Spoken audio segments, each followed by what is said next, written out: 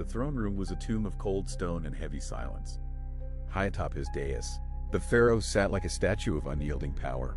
His fingers drummed a rhythmic, menacing beat against the stone armrest, echoing through the vast hall.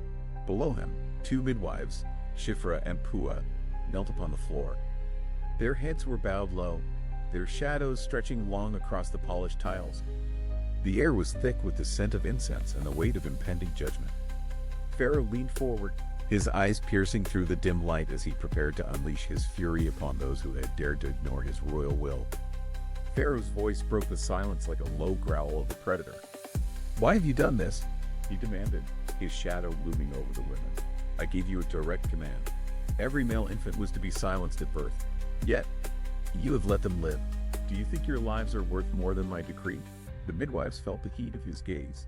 The air in the room grew heavy, almost suffocating, as the guards tightened their grip on their spears. Every second of silence felt like an eternity, but the midwives did not tremble. They knew that their answer would determine not only their fate, but the fate of an entire generation. One midwife stepped forward, her hands steady despite the peril. She looked up and spoke with a clarity that surprised even the king. "Great Pharaoh," she began, "you must understand that the Hebrew women are not like the women of Egypt.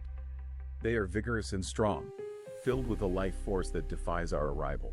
They give birth quickly, often delivering their children before we can even reach their side." She spoke the lie with the conviction of truth, searching for a way to protect the innocent. Pharaoh narrowed his eyes, his gaze darting between their faces, searching for a flicker of fear or a sign of deceit, but they did not flinch. They stood firm in their resolve. With a sharp, dismissive wave of his hand, Pharaoh sent them away. Outside the palace walls, the Midwives' Defiance bore fruit. The Hebrew population flourished, growing in number and strength every day. Because they chose to honor their conscience over the king, their own lives were blessed with prosperity and secure homes. But back in the palace, a dark fire began to burn in Pharaoh's heart.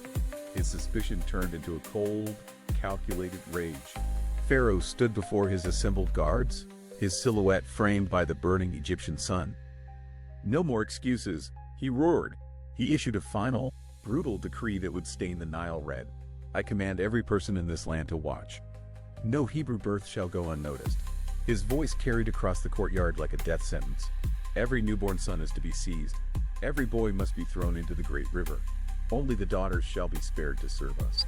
The cruelty of the order hung in the air like a shroud. The soldiers marched out in perfect, terrifying unison. Their heavy footsteps echoed through the narrow streets of the city, a rhythmic drumming of doom. As the sun began to set, the city held its breath, preparing for a dark and silent search that would change the course of history forever.